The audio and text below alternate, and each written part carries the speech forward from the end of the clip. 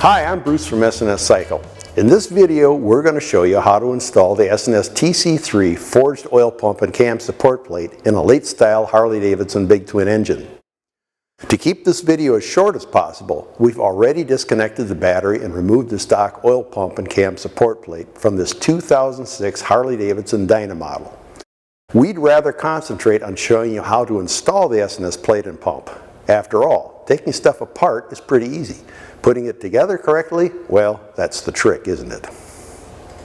This installation covers 2006 Dyna models and all 2007 and later engines. If you have an earlier twin cam 88 engine, there's a different bearing installation procedure, but most of what you're going to see is still applicable.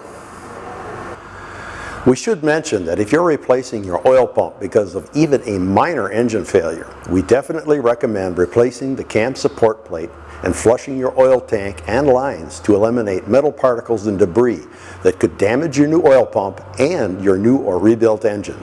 You'll notice that the tappets are held in place with these handy clips.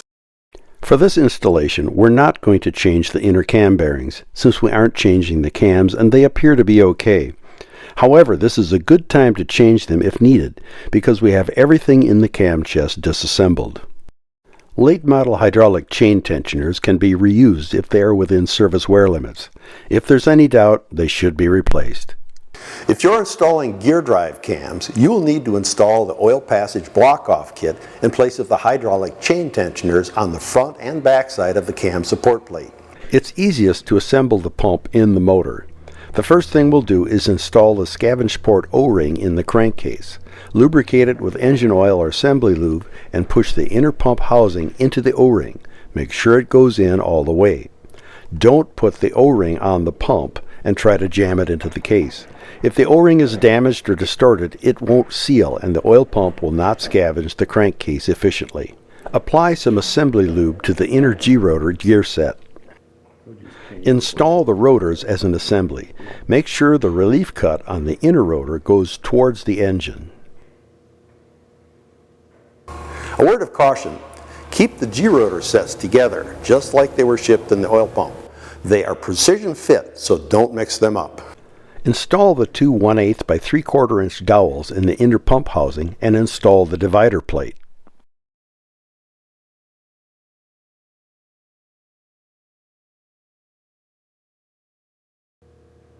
Lubricate and install the second G-rotor set in the outer pump body.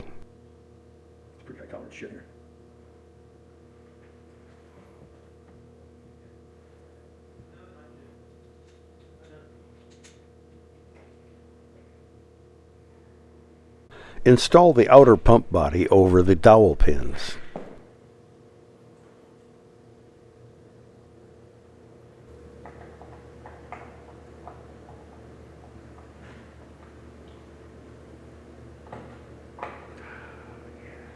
Place a straight edge across the front of the cam chest to make sure the face of the pump does not protrude past the cam chest gasket surface. If it does, the most likely reason is that the pump body is not pushed all the way into the scavenge O-ring. Lubricate and install the third G-rotor set in the outer body.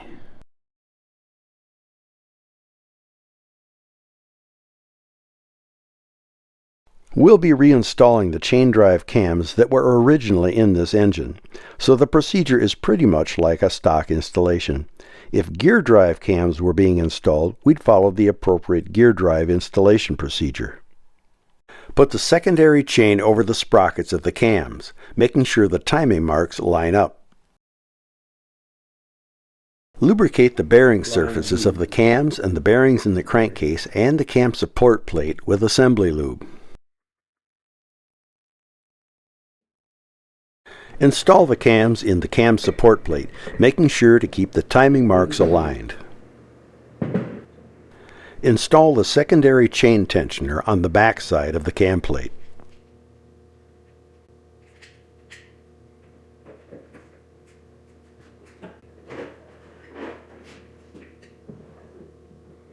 Making sure the cams don't slide out, place the 100 thousandths inch thick spacer over the front cam and install a new snap ring.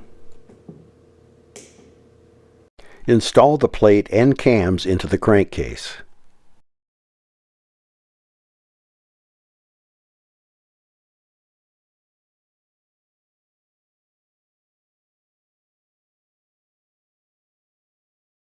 Apply blue thread locker to the cam plate fasteners.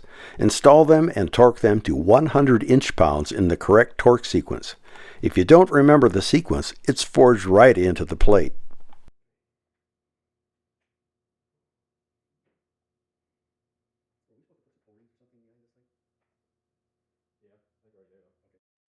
Apply blue thread locker to the 4 oil pump fasteners. Install them loosely.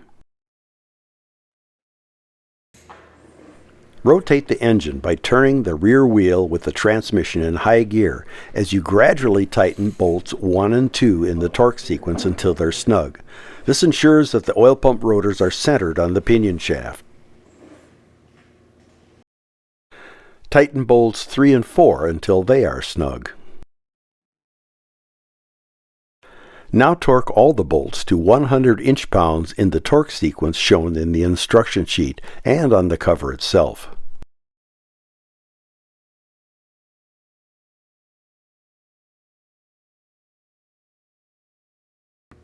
Install the rear spacer over the rear cam. Install the rear sprocket and hand tighten the mounting bolt.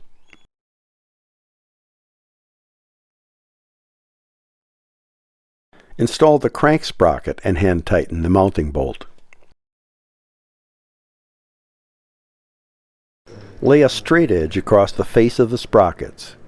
If the gap between the straight edge and the lower of the 2 sprockets is more than 0.010 of an inch, a different spacer must be placed behind the rear cam sprocket to bring the sprockets into alignment. Our sprocket alignment is good, so we can proceed. Remove both sprockets. Place the primary cam chain over the rear sprocket and place the crank sprocket inside the chain, making sure the timing marks are lined up. Install this assembly on the rear cam and pinion shaft.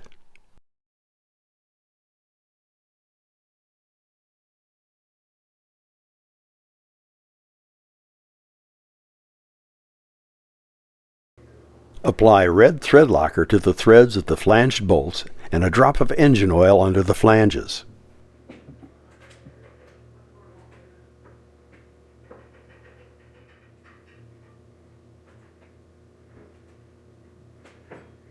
Install the sprocket locking tool and torque the crankshaft bolt to 25 foot-pounds and the rear cam sprocket bolt to 34 foot-pounds. Install the primary chain tensioner unit and tighten the bolts to 100 inch-pounds. Install the cam cover with a new gasket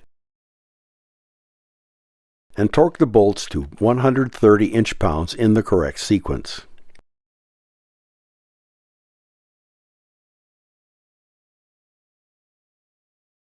Now we can reinstall and adjust the pushrods according to the instructions provided by the manufacturer, whether that is Harley-Davidson, S&S, or whoever.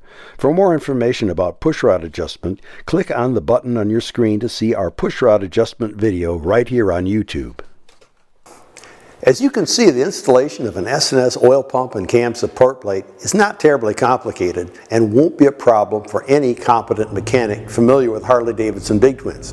However, due to the special tools and skills needed to do the procedure, we don't necessarily recommend this for the average home mechanic. If you think you can do it, you probably can. But if you're unsure, it may be better to refer this installation to a qualified mechanic. If you want a little more information about the S&S TC3 oil pump and cam support plate, click on this link to see our TC3 oil pump features and benefits video here on YouTube. Or go to the S&S website at www.sscycle.com/oil-pump. Thanks for watching.